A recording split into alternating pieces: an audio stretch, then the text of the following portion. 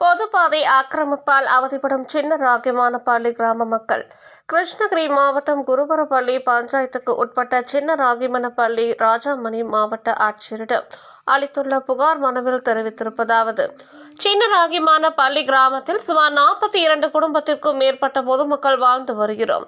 சின்ன ராகிமானப்பள்ளி கிராமத்திற்கு செல்ல சிக்காரிமேடு முதல் சின்ன ராகிமானப்பள்ளி வரை 20 அடி சாலை அரசு ஆவணங்களின்படி உள்ளது.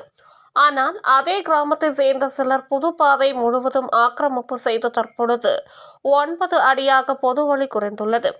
கிராமத்தில் அவசர உதவிக்கு 108 அளித்தால் கூட சாலை வாகனம் செல்ல முடியாத நிலையில் அவசர உதவி கிடைப்பதில் சிரமம் ஏற்படுகிறது.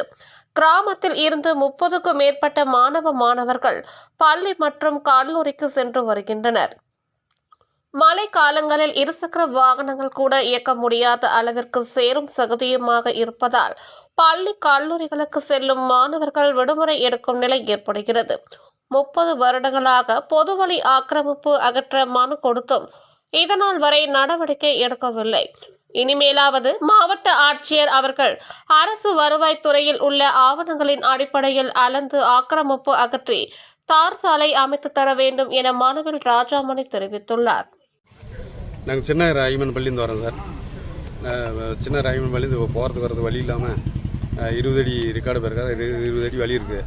அது காலகாலம் ஒரு 30 வருஷமாக அதை ஆக்கிரமிப்பு பண்ணி இப்போ பூரா அகற்றி ஒரு 10 அடி வழி தான் இருக்குது. இன்னும் 20 அடி அது எந்த பசங்களுக்கு ஸ்கூலுக்கு போகிறதுக்கு முடியாது. ஒன்றா அந்த ஆம்புலன்ஸும் எதுவும் வர முடியாது. உடம்பு சரியில்லாமல் முந்தின நாள் ஒருத்தர் 8 வர கூட முடியாமல் ஆம்புலன்ஸ் வராமல் போயிட்டாங்க. அப்புறம் தலைமையில் தூக்கி வந்து கட்டில் வழியை தூக்கி வந்து நாங்கள் வந்து ஹாஸ்பிட்டலுக்கு என்ன சேர்த்தணும்.